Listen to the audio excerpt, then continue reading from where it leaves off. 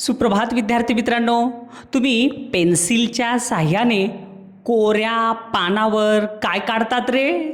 एकदम बरोबर आहे, चित्र. तर आज आपल्याला शिकायचं आहे चित्ररूप माहितीचे आकलन. हे 30वा धडा. इतका सोपा धडा आहे रे. मी तुम्हाला गॅरंटी देतो, दुसरीच्या मुलाला सुद्धा हे सगळे प्रश्न सोडवता येतील. एवढे सोपे प्रश्न आहेत. पहा,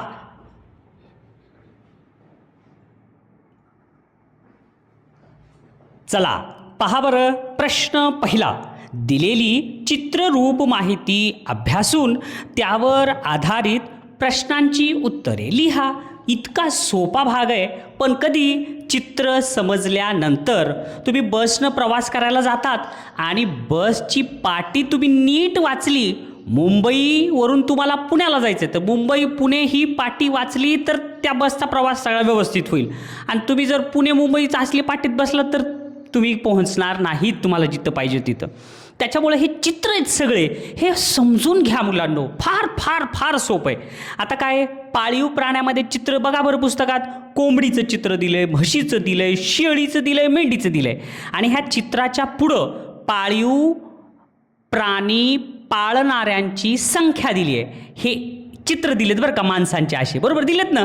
आणि सगळ्यात शेवटी बघा तिथं प्रमाण, विमान, प्रमाण दिसायले का, ते खाली असते. तर ते प्रमाण म्हणजे काय, एक चित्र बरोबर 5 व्यक्ती. एक चित्र म्हणजे किती, 5. मग आता इथं हे एक चित्र आहे म्हणजे हे किती व्यक्ती रे, 5. 5 एक 5, 5 10, 5 3 15, 5 चौक 20. लगेच इथं लिहून टाकायचं. तुमच्या प्रश्नपत्रिकेतच हे 20 आहेत. हे किती आहेत, 5 एक 5, 5 10, 5 3 15, 5 चौक 20, 5 5 25, 5 6 30, 5 7 35, 5 8 40. हे इथं लिहून ठेवायचं म्हणजे तुम्हाला उत्तर द्यायला सोपं.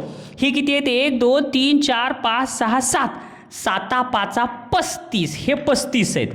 त्याच्यानंतर हे किती, ते 1 2 3 4 5 म्हणजे हे किती आहेत, 25. असं एवढं लिहून ठेवलात. आता प्रश्न वाचायचं आणि धडाधड उत्तर. काय होता प्रश्न पहिला, किती लोक शेळ्या पाळतात? शेळी कुठं आहे, कोंबडी, म्हैस, शेळी. हो का, इथे शेळी. मग किती लोक शेळ्या पाळतात असं बघायचं. इथं उत्तर आहे 35. म्हणून याचं उत्तर पर्याय नंबर किती, 2. नाहीतर तुम्ही 1 2 3 4 5 6 7 म्हणून पर्याय नंबर 1 निवडला तर चुकलं. हे लक्षात ठेवा बरं का. हे प्रकरणात एवढाच महत्त्वाचा भाग आहे.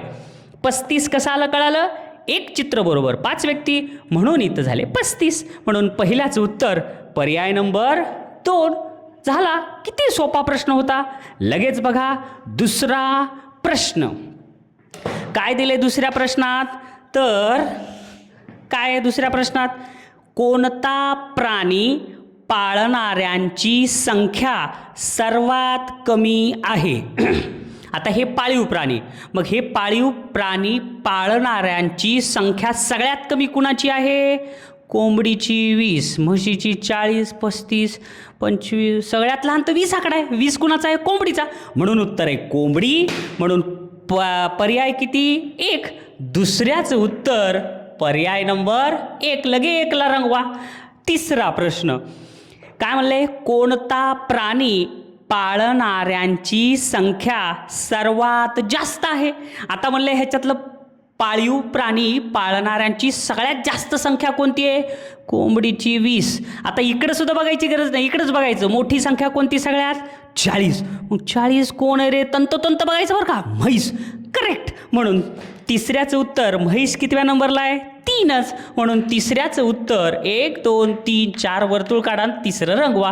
किती सोपं आहे. लगेच चौथा प्रश्न, शेळ्या व मेंढ्या पाळणाऱ्या व्यक्तींची एकूण संख्या किती? शेळ्या कुठे आहे बघा, ही शेळी नीट बघायचं. शेळी 35 आहे. त्याच्यानंतर मेंढी 25 आहे. मग काय म्हणले प्रश्नात, शेळी व मेंढी पाळणाऱ्यांची संख्या किती आहे?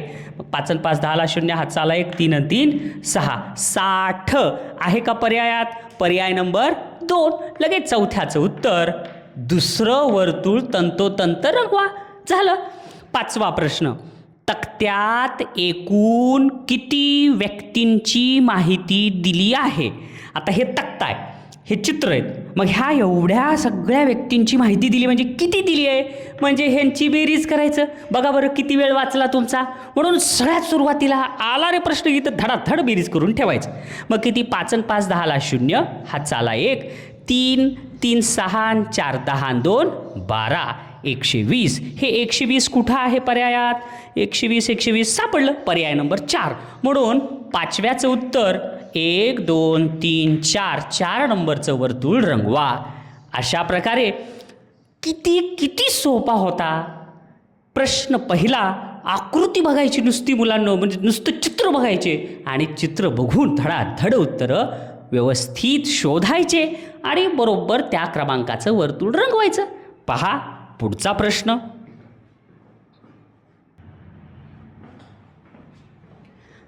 पहा बरं बालमित्रांनो, दुसरा प्रश्न काय म्हणले, पुढील चित्ररूप तक्त्यात काही वाहनांचे प्रकार व त्या वाहनाने प्रवास करणाऱ्या व्यक्ती यांची माहिती दिली आहे. त्यावरून विचारलेल्या प्रश्नांची उत्तरे लिहा. आता बघा असे चित्र देतेत आणि त्याच्या खाली 5 प्रश्न जर आले तरी एका प्रश्नाला 2 गुण, म्हणजे 5 प्रश्नाचे 10 मार्क अगदी सहज मिळतात तुम्हाला. बघा म्हणून समजून घ्या हे कसं करायचं. सोपं चुकू नये, अवघड तर कुणी चुकल पण सोपं अवघड जाऊ नये. काय आहे, हे चित्र दिलेत आणि हे इथं काय म्हणलं रे, वाहन प्रकार. इथं बसचं चित्र आहे, इथं रेल्वेचं, इथं विमानाचं, इथं कारचं. प्रवासी संख्या, आता हे प्रवासी संख्या आहेत आणि सगळ्यात खाली पाहायचं बरं का रे, प्रमाण. हे महत्त्वाचं आहे. एक चित्र बरोबर 5 व्यक्ती, म्हणजे एक चित्र जिथं जिथं आहे ते किती समजायचे, 5. मग आता इथं किती चित्र आहेत, 1 2 3 4 5 6 7 8 9, 9 चित्र म्हणजे किती झाले रे हे, 45. इकडं हे किती चित्र आहेत, 1 2 3 4 5 6, म्हणजे हे किती झाले, 6 पंचे 30. हे किती आहेत, 1 2, म्हणजे हे झाले 10. हे किती आहेत, 1 2 3 4 5, म्हणजे 5 5 25. कसलाही प्रश्न असला तर हे पहिलं लिहून ठेवा, प्रश्नपत्रिकेतच लिहून ठेवा. आता बघा धडाधड प्रश्न वाचायचं आणि लगे उत्तराची तुम्ही नोंद करायची. 1 2 3 4 5, फक्त एक आहे मुलांनो, उत्तरं सगळे तुम्ही वहीवर नोंदवा बरं का, पुस्तकावर रंगवू नका. कारण रिव्हिजन करताना तुमचं लक्ष पुन्हा त्या उत्तराकडे जातं आहे आणि त्यामुळं तुमचं म्हणावं तसं रिव्हिजन होत नाही.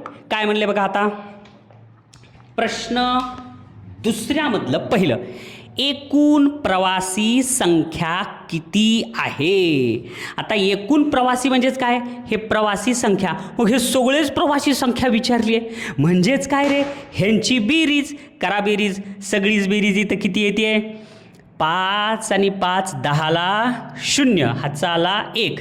हे 3 3 6 आणि 4 10 आणि 1 11. उत्तर आहे 110 आणि पर्याय किती आहे, थांबा काही चुकलं का रे आपलं उत्तर. पर्यायात 110 नाहीच, 45.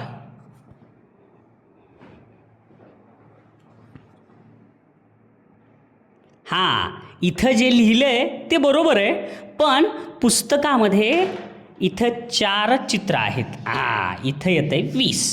आलं का लक्षात, इथं 4 चित्र, इथं झाले 20.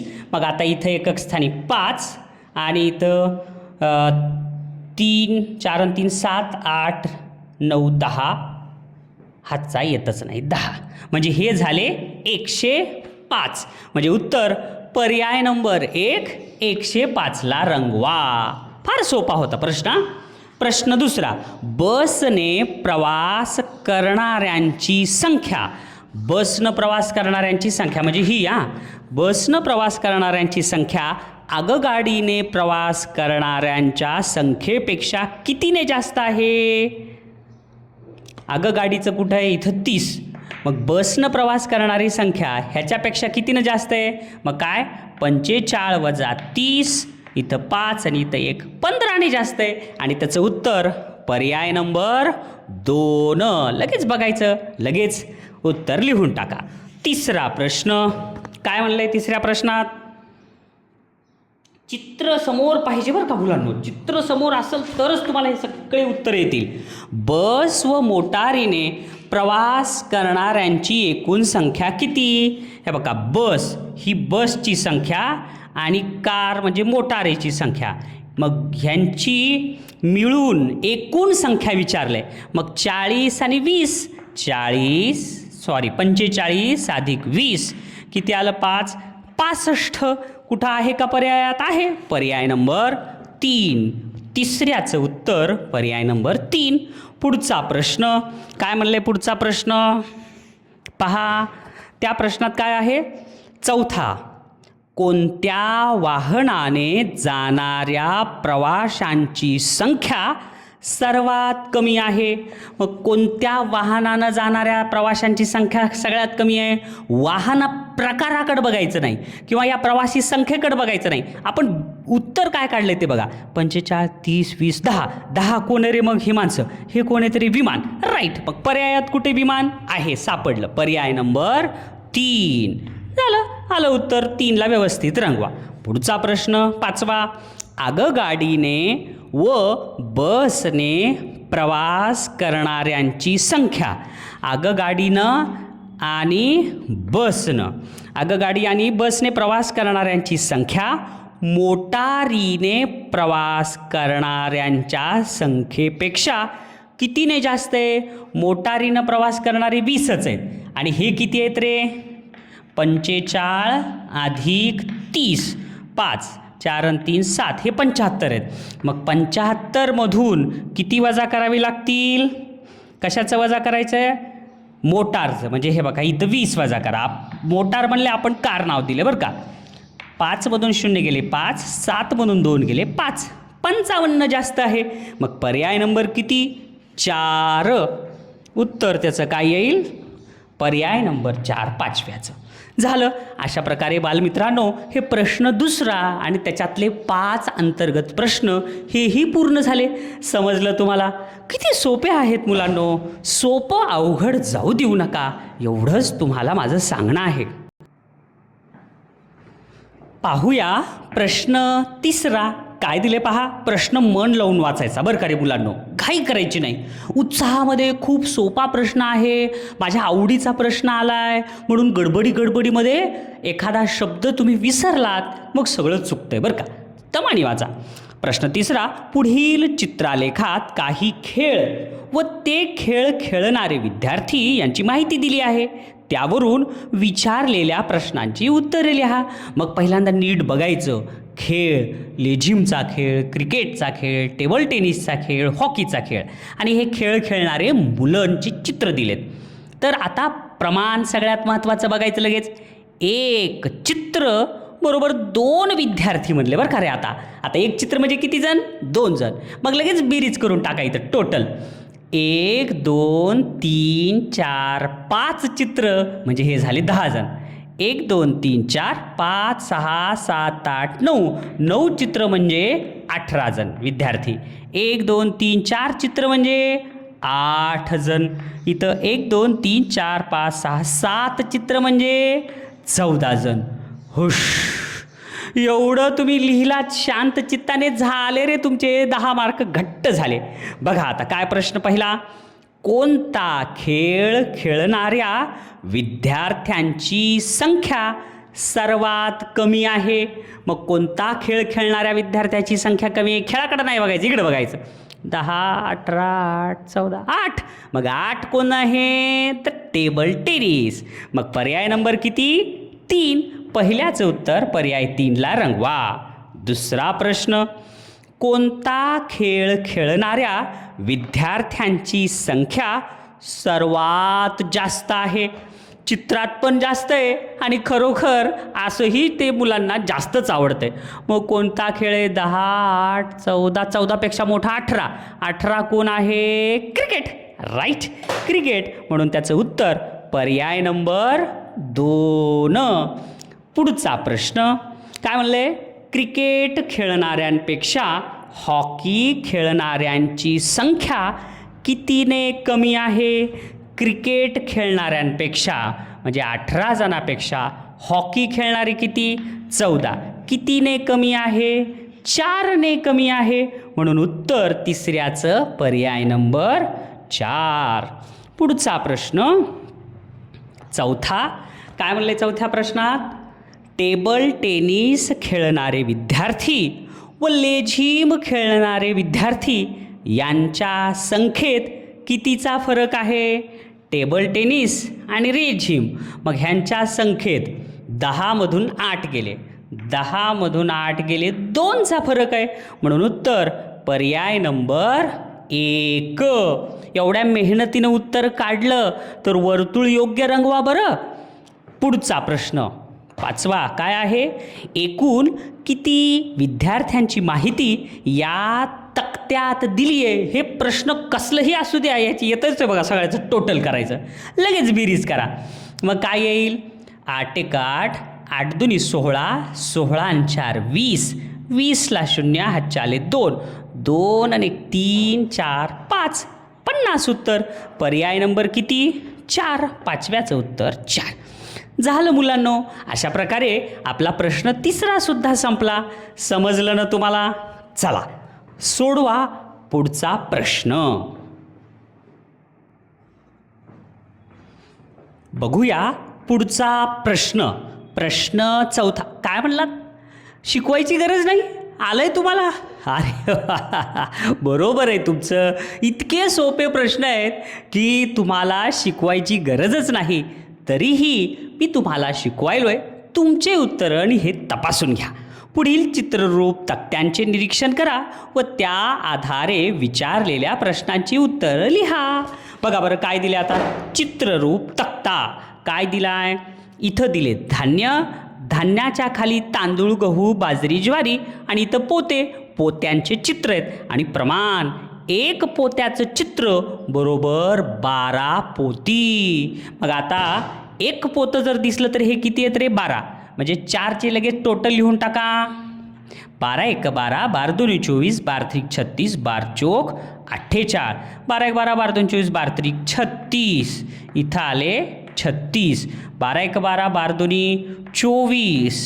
इथं 12 एक 12, 12 दोन 24 आणि इथं 12 त्रिक 36. अशा प्रकारे झालं. त्याच्यानंतर आता प्रश्न, धडाधड प्रश्न पाहायचे आणि त्या प्रश्नाचे उत्तरं लगेच तुम्हाला नोंदवायचे आहेत. पहा प्रश्न पहिला. धान्यांची एकूण किती पोते आहेत? आलाच बघा प्रश्न. एकूण किती पोते? करा बेरीज. 6 आणि 4 10, 10 आणि 8 18, 18 आणि 6 24ला 4 हातच्या आले 2, 3 आणि 2 5 आणि हे 5 10 आणि 4 14, 144 आहे का? पर्याय नंबर 4. लगेच पर्याय नंबर 4चं वर्तुळ रंगवा. पुढचा प्रश्न. बाजरीच्या पोत्यांपेक्षा, आता इथं बाजरीच्या पोत्यांपेक्षा तांदळाची किती पोते जास्त आहेत? बाजरीच्या पोत्यापेक्षा तांदळाची पोते किती जास्त आहेत? म्हणजे 48मधून 24 वजा करायचं. 48 वजा 24, 8मधून 4 गेले 4, 4मधून 2 गेले 2, 24ने जास्त आहेत. आहे का उत्तर? पर्याय नंबर 1. दुसऱ्याचं उत्तर पर्याय नंबर 1चं वर्तुळ रंगवायचं. तिसरा प्रश्न. कोणत्या धान्याची पोती सर्वात कमी आहेत? मग कोणत्या धान्याची पोती कमी आहेत? 48पेक्षा लहान 36, 36 36, 36पेक्षा लहान 24, 24 आहे म्हणून बाजरी. मग पर्याय क्रमांक 3. तिसऱ्याचं उत्तर पर्याय नंबर 3. चौथा प्रश्न. तांदूळ व बाजरी यांच्या एकूण पोत्यांची संख्या. काय काय? तांदूळ आणि बाजरी ह्यांच्या एकूण पोत्यांची संख्या. मग तांदूळ किती आहेत? 48, बाजरी किती आहे? 24. 8 आणि 4 12ला 2, हातचा आला 1, 4 आणि 2 6 आणि 1 7. तर तांदूळ आणि बाजरी यांची संख्या झाली 72. पुढं काय म्हणले? तांदूळ व बाजरी यांच्या एकूण पोत्यांची संख्या आणि गहू व ज्वारी यांच्या एकूण पोत्यांची संख्या यामधील फरक. मग गहू 36, ज्वारी सुद्धा 36 आता ह्यांची बेरीज 6 आणि 6 12ला 2, हातचा आला 1 3 आणि 3 6 आणि 1 7 72. तर ह्यांच्यामधील फरक म्हणलंय.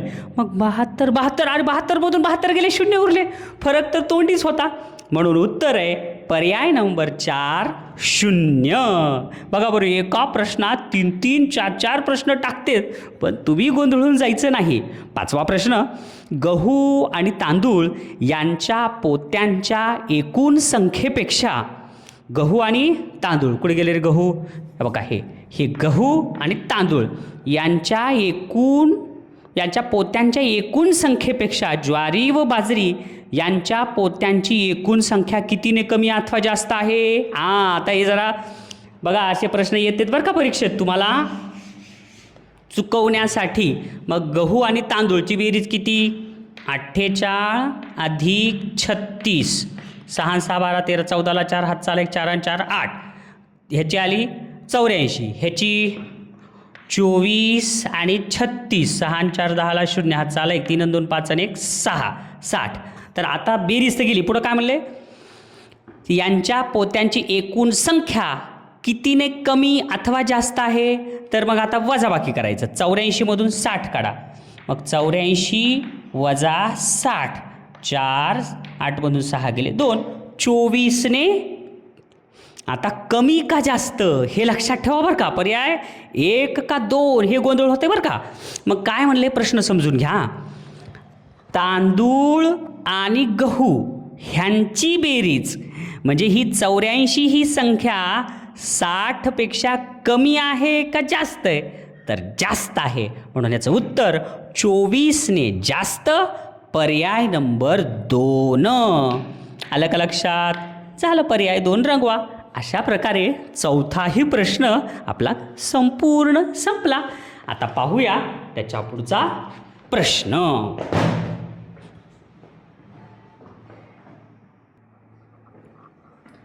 पाहूया 5वा प्रश्न. पुढील चित्रालेखात एका गावातील व्यवसाय व ते व्यवसाय करणाऱ्या व्यक्तींची माहिती दिली आहे. त्यावरून विचारलेल्या प्रश्नांची उत्तरं लिहा. आणि हे सगळे काय आहेत, व्यवसाय, लोहार, सुतार, शेती, कुंभार. व्यक्तींची संख्या इथं दिलेली आहे आणि सर्वात महत्त्वाचं प्रमाण काय दिलंय, एक चित्र बरोबर 10 व्यक्ती. मग करा टोटल, 1 2 3 4 5 6 7, म्हणजे हे झाले 70. 1 2 3 हे झाले 30. हे किती, 1 2 3 3 1 3 3 2 6 3 3 9 1 10, म्हणजे हे झाले 100. आणि हे 3 आणि 2 5, म्हणजे हे झाले 50. याचं टोटली लगेच करून ठेवा, विचारत येतच. एकक एककची बेरीज 0, दशक दशकची बेरीज 7 आणि 3 10 आणि 5 15ला 5, हातचा आला 1 आणि 1 आणि 1 2, 250. आता रेडी सगळं.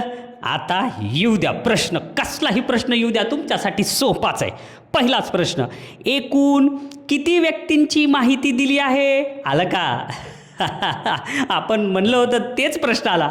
एकूण किती व्यक्तीची दिली, मग 250. म्हणून पहिल्याचं उत्तर पर्याय नंबर 3. लगेच पर्याय नंबर 3 शांततेनं रंगवायचं. दुसरा प्रश्न, लोहारांची संख्या शेतकऱ्याच्या संख्येपेक्षा कितीनं कमी आहे. लोहाराची संख्या आहे 60 70, शेतकऱ्याची संख्या आहे 100.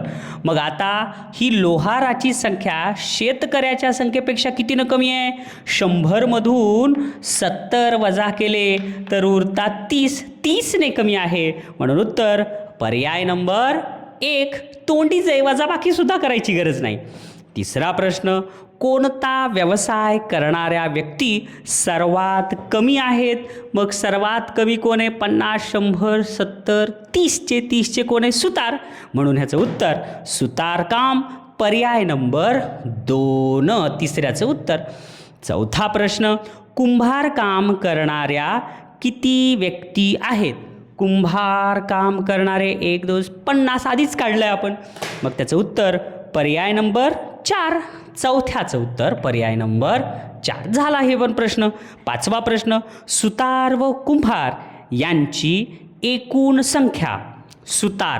सुतार आणि कुंभार यांची एकूण संख्या. मग यांची एकूण संख्या म्हणजे किती आली रे ते. सुतारची आहे 30, ही आहे 100, ही झाली 130. आणि पुन्हा काय म्हणले, लोहार व शेतकरी यांची एकूण संख्या, लोहार आणि शेतकरी म्हणले बरं का. पुन्हा लोहार आणि सुतार आणि कुंभार म्हणलं होतं ना. थांबा, सुतार आणि कुंभार असं गडबड होती बघा. इथं जसं माझी गडबड झाली तसं तुमचं होतंय. सुतार आणि कुंभार म्हणले म्हणजे 30 आणि 50 घ्यावं लागेल आपल्याला. तर 30 आणि 50 हे आले 80. आणि पुन्हा म्हणले लोहार व शेतकरी, हे लोहार आणि शेतकरी, लोहारची आहे 60 आणि शेतकरीची हे 60, 70 आणि 100, 170. तर पुढं काय म्हणले, लोहार व शेतकरी यांच्या एकूण संख्येपेक्षा कितीने कमी आहे. मग आता ह्यांच्यापेक्षाही कितीने कमी आहे, हे आले 170, हे आहे 80. मग 170 मधून 80 वजा करा, उरतंय काय 0. इकडलाचा इकडे गेला, इथं 0 झाले. 17 मधून 8 गेले 9 आणि इथं 0, 90ने कमी आहे. म्हणून याचं उत्तर पर्याय नंबर 2, 90. अशा प्रकारे हाही प्रश्न आपला संपला. पाहूया पुढचा प्रश्न. अरे च्या, पुढचा प्रश्न म्हणायलो पण सगळे प्रश्नच संपले ना आपले.